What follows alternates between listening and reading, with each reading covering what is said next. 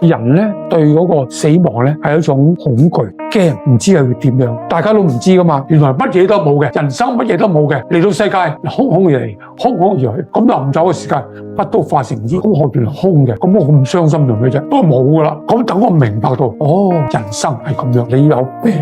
唔係大晒㗎，有病你都要諗下你自己嘅家人啊，你唔好喺佢身邊。哎呀，好慘啊，好痛啊，成日醫啊，神佢睇見你咁樣，佢都悶啦。我哋要點樣面對，將死亡變成一種快樂？好似我咁樣，我知道我8年之後，我又唔電療，又唔去化療，我就會面對死亡。咁嗰時會點樣死咧？咁我啲 cancer 爆出嚟啊，會唔會痛嘅咧？我唔知嘅。咁好可能我就會用自然死亡咯。我目前仲係好好噶嘛，咁我有得7年係開心嘅，淨係嗰1年少少捱嘅，第8年嚟啦，你真係坦然面對，放開咁面對，嚟咪嚟咯，唔驚你 welcome 嚟咯。